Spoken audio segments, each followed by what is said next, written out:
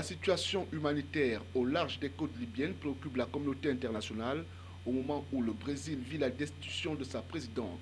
Pendant ce temps, en Afrique centrale, Ali Bongo Ondimba est désigné vainqueur de l'élection présidentielle du 27 août dernier au Gabon. Voilà qui ouvre les couloirs de l'actualité mondiale sur CAM News 24. C'est international et bienvenue à tous.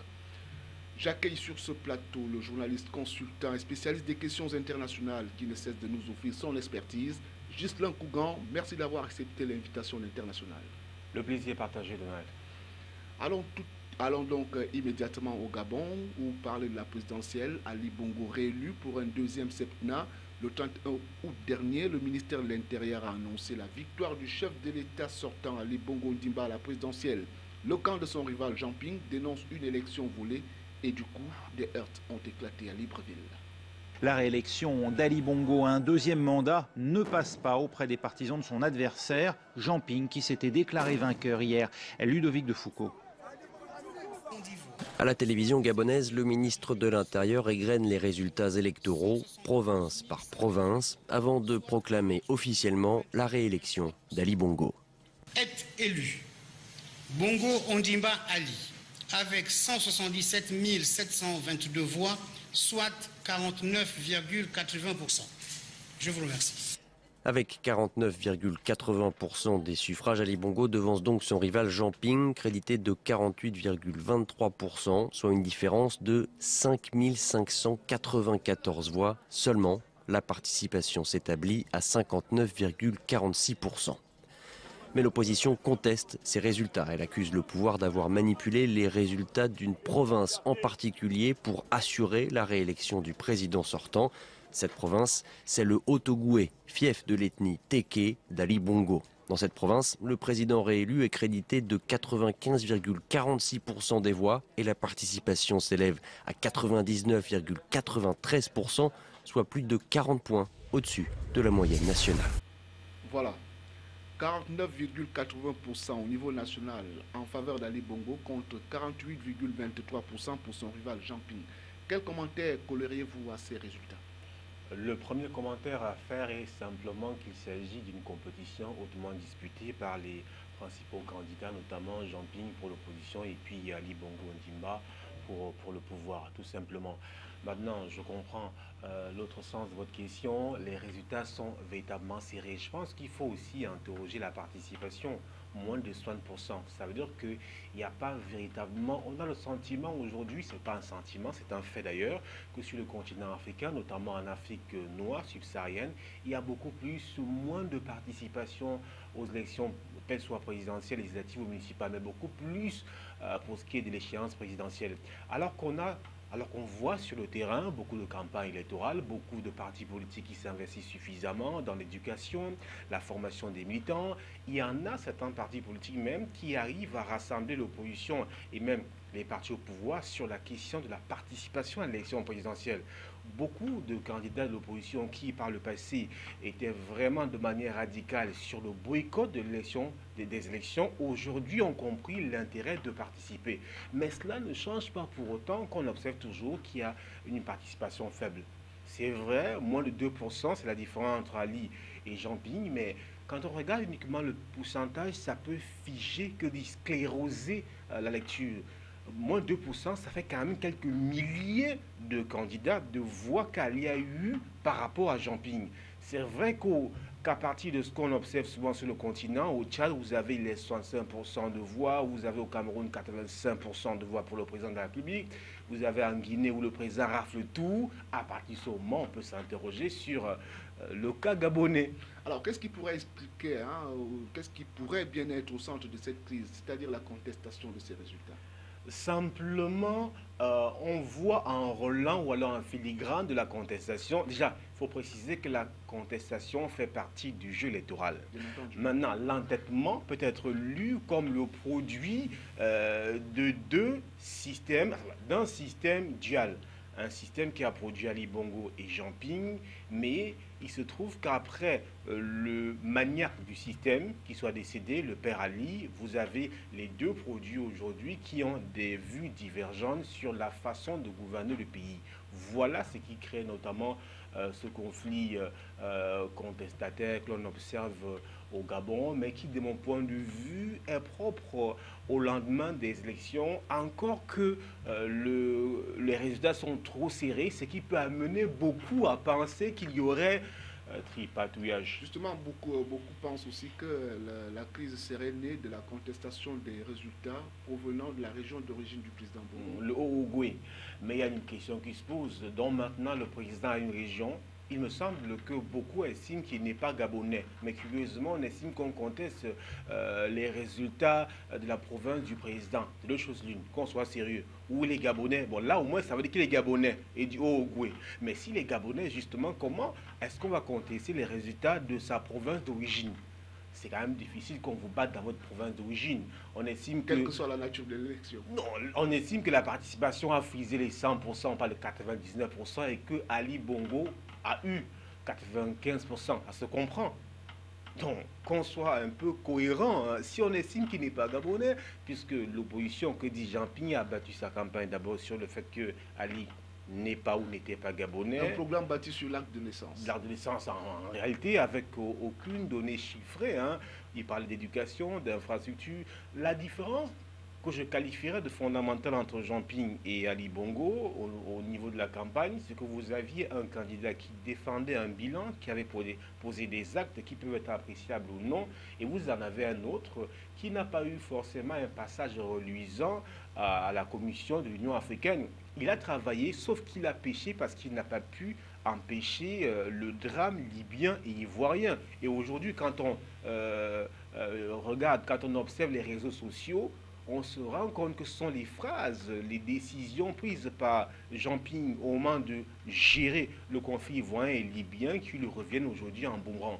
Alors, pourquoi le camp Bongo refute-t-il l'idée d'une publication des résultats bureau par bureau, comme le demandent les puissances occidentales? Simplement parce que la loi gabonaise est claire sur la question. Il y a des dispositions contenues dans la loi gabonaise qui indiquent la démarche à suivre. Il s'agit de publier les résultats par région, enfin, par province pour ce qui est du Gabon.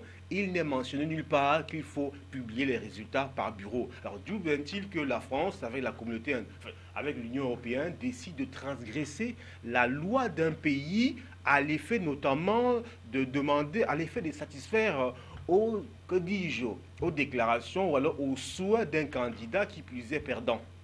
Alors, et pourtant, Ping, qui connaît bien l'appareil constitutionnel de son pays, est d'avis avec les puissances occidentales. À partir de là, peut-on dire que Jean Ping est le protégé de la France et de l'Union européenne? Ça, c'est vous qui le dites. Et d'ailleurs, le constat est fait, clairement, puisque la Commission de l'Union européenne et autres prennent parti pour Jean Ping, appuient les souhaits de Jean Ping. Pour divaguer, entre parenthèses, un tout petit peu, prenons un peu ce qui s'est passé. On se souvient très bien de ce que Jean Ping avait déclaré pour le cas de la Côte d'Ivoire. Laurent Gbagbo avait demandé qu'on puisse recompter les voix. Qu'est-ce que Jean Ping lui avait dit? Qu'il n'était pas intéressant qu'on puisse recompter les voix. Curieusement, aujourd'hui que Jean Ping lui-même est candidat, perdant, il découvre subitement l'intérêt de recompter les voix. Alors, certains estiment que les événements actuels au Gabon sont la mise en œuvre d'un plan qui a été préparé par M. Ping et annoncé de longue date. Ce propos est-il à prendre au sérieux? Je pense que à l'heure où on vit l'élection présidentielle au Gabon, aucun propos n'est exclu. Mais il faut dans chaque analyse de la retenue. Le cours des événements amène beaucoup de spéculations, amène aussi nombre d'angles de lecture de l'actualité au Gabon et même surtout de l'Afrique francophone. Évidemment, au travers de ce qui se passe avec Jean Ping, avec les interventions européennes, les déclarations, vous avez déjà le Premier ministre français qui avait sur un plateau, vous vous souvenez très bien, indiqué qu'Ali n'avait pas été démocratiquement élu.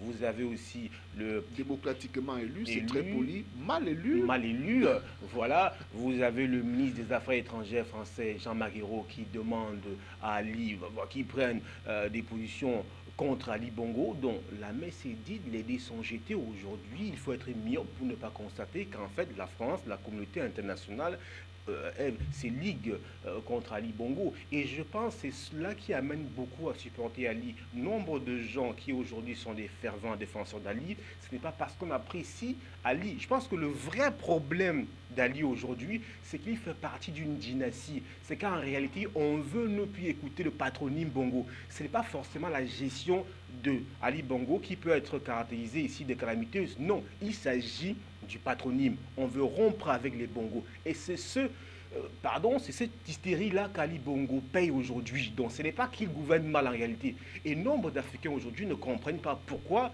aujourd'hui il faut automatiquement que les décisions sur le Gabon soient prises de l'extérieur et que Jean Ping incarne la vision extérieure aujourd'hui du Gabon, ce qui n'est pas intéressant, ce qui n'est plus acceptable aujourd'hui pour beaucoup qui défendent Ali Bongo, beaucoup plus contre l'idée selon laquelle aujourd'hui Jean Ping serait, je dis bien serait, piloté par les chancelleries occidentales. Ali Bongo ne serait-il pas aussi victime de sa politique diplomatique qui voudrait qu'il s'oriente beaucoup plus vers la Chine en termes d'échanges, de coopération? Bon, et donc il est victime de la clarté, d'avoir apprécié le cours, les évolutions du monde aujourd'hui. On ne peut plus vivre en autarcie, on ne peut plus unilatéraliser les échanges. Ça, vous le savez, il faut les multipolariser. Tout le monde le fait. Le Cameroun aujourd'hui s'ouvre aussi vers la Chine. Tous les pays le font. Alors pourquoi aujourd'hui on estime que le Gabon serait en train de faire, je sais pas moi, un crime de lèse-majesté en multilatéralisant ses partenariats? C'est normal. Je pense simplement qu'il s'agit d'une rupture qu'Ali Bongo a entamée avec les puissances occidentales, mais une rupture dans la continuité. Pourquoi? Parce qu'on a peut-être minimisé les partenariats, mais il n'a pas pour autant tourné le dos à la France, puisqu'il y a un partenariat au niveau de la police. Je tiens à préciser que la police française vient d'aller au Gabon. Donc, ne pas dire que la police française le fait gratuitement. Il y a des accords qui restent entre la France et le Gabon, mais sauf qu'aujourd'hui, le Gabon n'est plus polarisé uniquement sur la France. Et cela va de plus en plus se poursuivre avec le redressement entamé par le président Ali Bongo. Alors, Ghislain Kougan, j'ai une question qui concerne justement les deux candidats. En termes d'âge, Ali Bongo, moins âgé que Jean Ping. Alors, le choix de la jeunesse ou alors la continuité avec la classe vieille? Oui, la vieille garde. La question, elle est pertinente. Je dirais, le choix de la jeunesse, c'est oui, automatiquement, puisque les deux candidats, Ali est le plus jeune. Maintenant, continuité, c'est quoi? Je tiens à faire le distinguo entre la continuité dans la gestion de la République et la continuité dans la dynastie. C'est-à-dire que le patronyme reste, c'est Bongo. Le père est au pouvoir, ça fait déjà, je crois, plus de 30 ans. Ça fait 50 ans que les Bongos sont au pouvoir. Là, on parlera de continuité sur le plan de la patronymie, si on veut. Mais sur le plan de la gestion des ressources humaines, des ressources naturelles, des infrastructures au Gabon, il s'agit d'une rupture. Et c'est la rupture-là qui crée des problèmes aujourd'hui à Ali Bongo parce qu'il ferme les robinets, c'est la fin d'un ensemble de régimes de privilèges au Gabon aujourd'hui. Voilà en quoi Ali Bongo peut incarner la rupture dans la continuité. Alors, Jean Ping, 74 ans, et il a un fils qui aussi qui peut être placé. Est-ce que c'est pour cela qu'il voulait briguer ce mandat?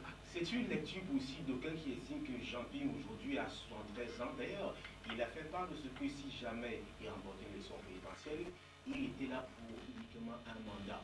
Si vous prenez 73 plus 7 ans, ça vous fait 80 biches. Alors, à 80 biches, Jean Ping ne pourrait plus revenir.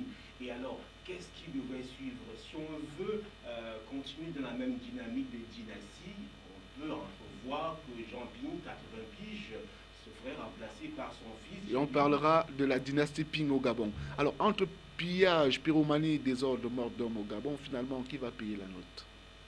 Malheureusement, c'est le peuple qui paye la note. Hein. C'est le rituel que l'on observe partout. Je pense qu'il faut un peu de retenue, mais je pense aussi qu'il faut savoir raison garder et avoir un peu de retenue sur les images qu'on nous prend. Il y a des montages photoshopés et on nous fait comprendre qu'il y a ci et ça par rapport notamment au choix au parti pour lequel on roule. On a vu avant la proclamation des résultats sur les réseaux sociaux, il y en avait qui proclamaient, il y en avait qui disaient ci, qui disaient ça, et on a été poli, on a été réservé pour attendre que l'institution qui est en charge de la proclamation des résultats les fasse, et bien évidemment, le ministère de l'Intérieur, après avoir reçu les résultats du Sénat, l'a proclamé à Ali Bongo aujourd'hui, président de la République du Gabon, tout simplement. Qu'est-ce qui laisse croire que les fantômes de la crise post-électorale ivoirienne seraient en train de rôder au-dessus du ciel gabonais? Je pense qu'il y a un élément qui peut fragiliser le camp Jean-Ping, c'est les écoutes téléphoniques interceptées entre Jean-Ping et le conseiller à la présidente Alassane Dramane Ouattara. Au départ, aucun doutait de la crédibilité de cela, qu'il n'y aurait pas, que le président ivoirien ne serait pas au courant. Mais il se trouve que le fait que le président ivoirien ait limogé son conseiller spécial me dit quand même qu'il y a eu quelque chose. Alors quand on lit ces écoutes téléphoniques, quand on écoute, bon, je mets entre guillemets, puisqu'aujourd'hui il y a eu un démenti jusqu'à présent, ça veut dire que véritablement Jean-Ping est un pion qui veut jouer du ping-pong. On va sortir par là. Pourquoi est-ce que le camp Jean-Ping qui conteste les résultats aujourd'hui n'active pas ou alors n'attend pas le contentieux post-électoral pour justement revendiquer sa victoire? Justement parce que Jean-Ping estime surfer dans la même vague que le précédent ivoirien. Quand vous attendez, vous verrez que les esprits la même ferveur quand vous attendez. Or, Jean-Ping veut rester dans l'émotion, veut rester dans le présent, alors qu'on va le faire quand il est encore chaud. C'est le cas en Côte d'Ivoire aujourd'hui. Donc quand vous dites, quand je lis les médias occidentaux, on dit Jean-Ping serait caché en lieu sûr, qu'on peut dire qu'il est aujourd'hui recherché pour être massacré, je ne sais pas trop. C'était le cas en Côte d'Ivoire où on vous disait Alassane Dramane Ouattara est gardé en lieu sûr. On veut reproduire le même exemple fâcheux ivoirien. Or, Jean-Ping, je ne suis pas certain aujourd'hui qu'il soit persona non grata au Gabon, tout simplement. Vivement que le calme revienne au Gabon, c'est d'autant plus que nous sommes voisins et nous sommes quelque part attachés par les liens de l'histoire. Alors, quelques 6500 migrants ont été secourus au large des côtes libyennes le 29 août dernier, soit l'une des journées les plus chargées de ces dernières années dans cette partie de la Méditerranée. Environ 6500 migrants ont été secourus au large de la Libye au cours de la seule journée de lundi. C'est le plus grand nombre de sauvetages organisés en l'espace de 24 heures depuis plusieurs années. La plupart des migrants viennent d'Afrique de l'Ouest. Certains sont dans un état d'épuisement avancé et ne survivent pas à l'hypothermie et à la déshydratation. Selon les Nations Unies, plus de 3000 migrants sont morts cette année en Méditerranée.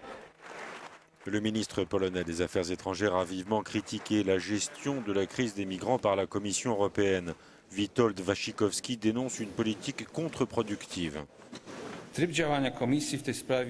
méthodes de la Commission sur le problème n'ont pas été transparentes, pour ne pas dire plus. Et non seulement les décisions prises n'ont pas résolu le problème des migrants, mais elles ont créé d'autres problèmes, comme par exemple en ce qui concerne la sécurité. Witold Waszczykowski s'exprimait à Berlin aux côtés de ses homologues français et allemands. Jean-Marc Ayrault a lui souligné l'importance de sécuriser les frontières européennes devant les menaces de l'État islamique. Alors, quelle lecture faites-vous de cet énième sauvetage des migrants aux côtes de la Méditerranée? Je pense qu'on est coutumé du fait. La pertinence de ce qui s'est passé peut relever du nombre très élevé de migrants secourus. On parle de 6500, une journée record pour les gardes-côtes italiennes dans cette opération. Je pense que c'est une question qui va grossissant au fur et à mesure que l'on n'arrive pas, l'Union européenne et aussi l'Union africaine, à trouver des solutions idoines et surtout radicales pour, comment dirais-je, pas forcément exterminer la menace, mais au moins la réduire de manière considérable. Nous avons le sentiment que de plus en plus les migrants partent, mais il faut s'attaquer aux causes, je pense, principales. Pourquoi ces gens-là partent? Pour des raisons diverses. Il y a des conflits, il y a la famine, il y a un ensemble d'éléments qui amènent des gens à risquer leur vie pour aller à la quête, pas forcément du bonheur, pour aller à un endroit où on aura un minimum de sécurité. Et aujourd'hui, c'est regrettable. On avait cru qu'avec l'installation de l'agence Frontex, la question allait se résoudre, mais on comprend bien que les États européens sont beaucoup plus préoccupés par leur leur gestion interne aussi est quotidienne. On peut donc comprendre qu'il n'y ait pas suffisamment de sérieux, qu'il n'y ait pas un plan véritablement réfléchi en termes de moyens, de logistique. Et quand je parle de moyens, je parle de moyens financiers. Il n'y en a pas beaucoup qui mettent la main à la pâte. Aujourd'hui, on a le sentiment que c'est le problème de l'Italie puisqu'on emprunte la Méditerranée. Et aussi, il faut incriminer aussi le marché mondial du terrorisme qui est la Libye, puisqu'il est au bord, au large des côtes libyennes. Donc, en même temps, on ne peut pas cracher en l'air et ne pas vouloir recevoir sur le nez. Alors, comment comprendre que la Libye ne soit pas partie responsable de ce flux migratoire sauvage, elle qui menaçait déjà en mars 2016 d'ouvrir un libre accès aux réfugiés vers l'Europe via son territoire si l'Union ne lui accordait pas l'aide financière nécessaire pour lutter contre les migrants clandestins? C'est une possibilité que la Libye soit impliquée, mais que peut faire la Libye?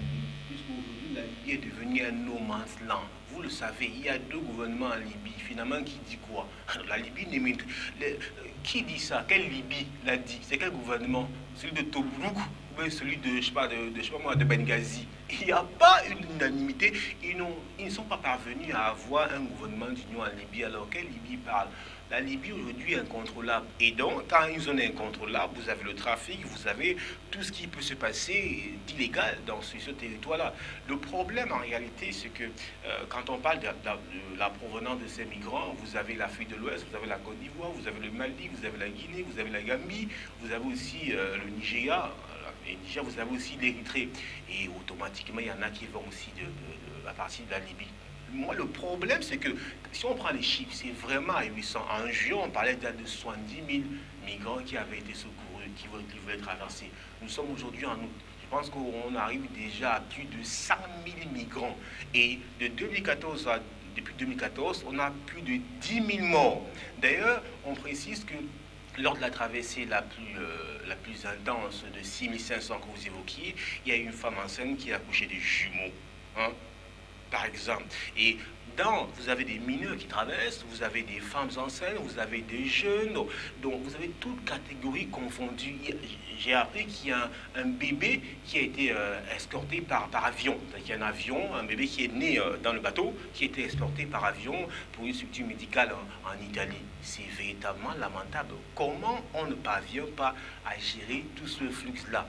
Avant le comment, pourquoi la destination Europe est-elle si prisée? Le mal-être est si profond dans les pays d'origine des migrants au point de risquer sa vie en mer? Vous posez une question évidente. Quand on vous dit le Sénégal, la Gambie, la Guinée, le Mali, ce sont des pays où il y a des conflits. Vous savez, je ne dirais pas le Sénégal, mais bien les Sénégalais aussi ne vivent pas forcément très bien, donc on comprend.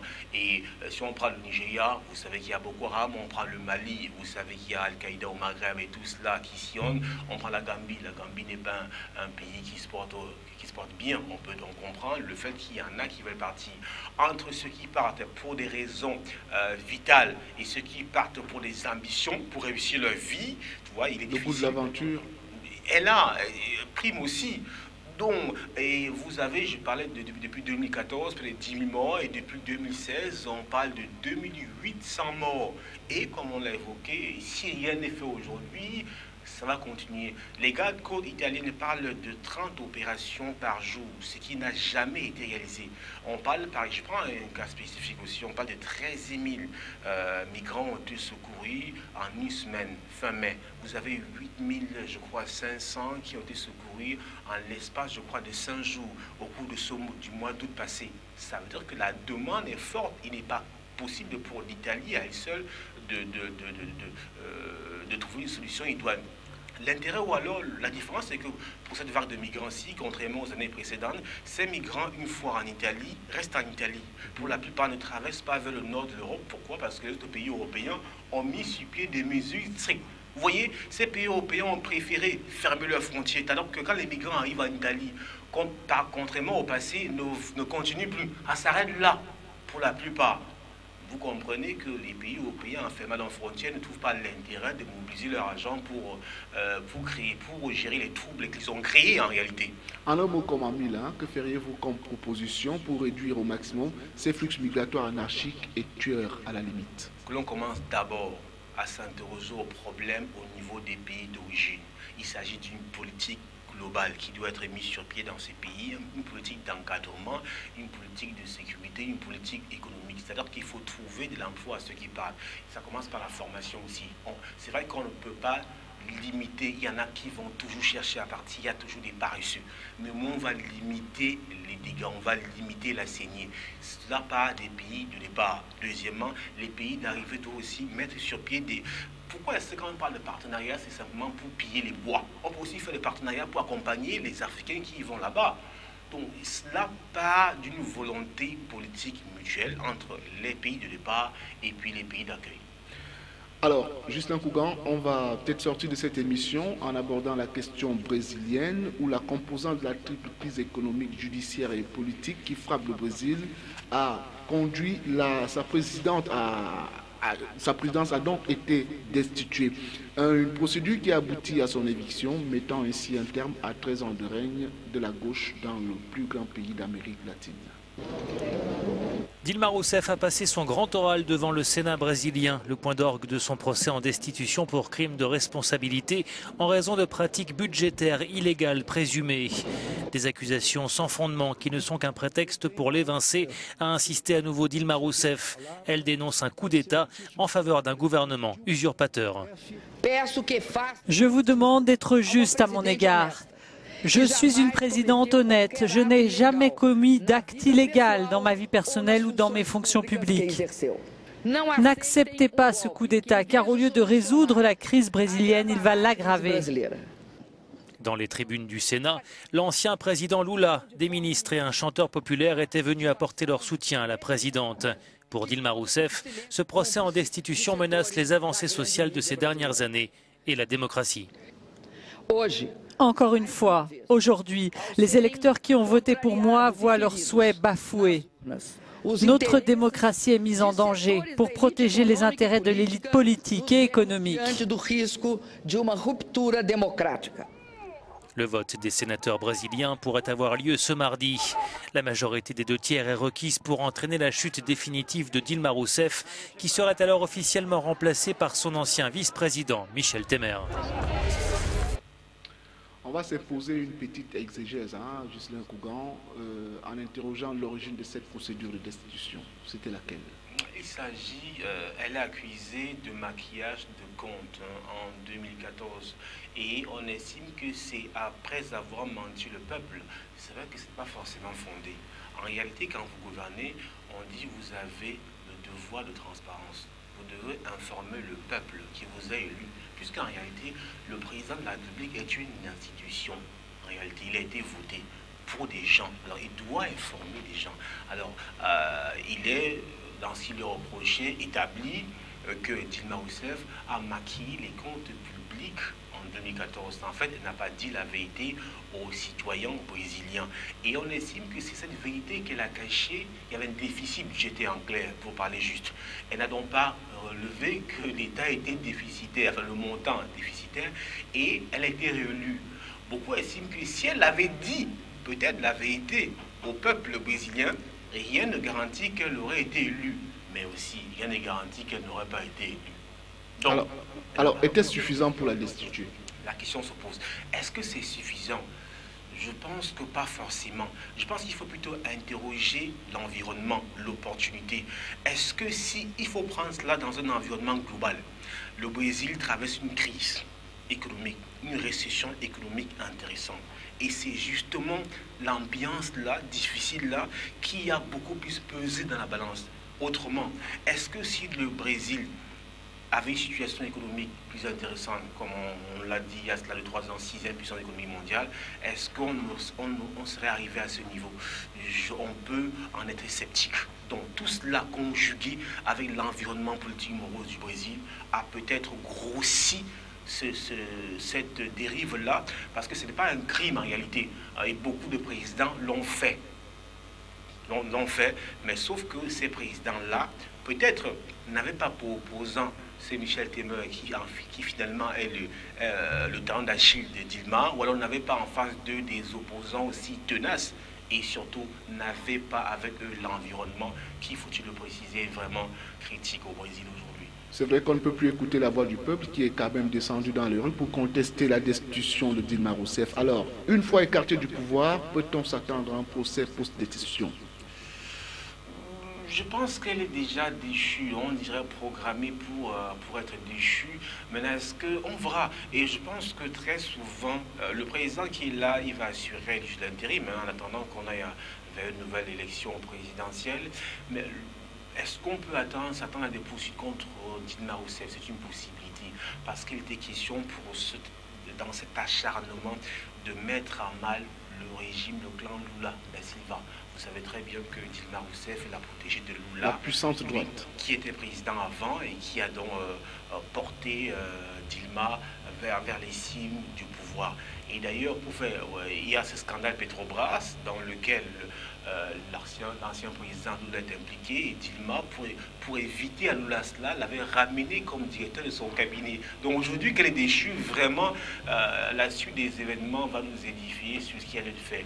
Mais je pense aussi qu'il faut noter que Michel Temer aura aussi du pain sur la planche, parce qu'il estime que pour relancer le pays, il va s'activer dans une sorte de privatisation. Et vous savez que ce langage-là, le secteur privé adore la privatisation, sauf qu'il va aussi devoir composer avec les infrastructures publiques et tout ce qui va avec. Ce ne sera pas évident pour Michel Temer aussi. On va garder la main sur l'actualité internationale, peut-être la semaine prochaine, mais pour l'instant, on met un terme à cette édition. Merci Ghislain Kougan d'avoir accepté l'invitation d'International et d'avoir donné des pistes de solutions à ces nombreux problèmes qui préoccupent la communauté internationale. Le plaisir est partagé et merci infiniment. Quant à vous, chers téléspectateurs, on va se retrouver la semaine prochaine pour d'autres sujets concernant l'actualité internationale et ça se passe uniquement et exclusivement sur Canal 4. Au revoir.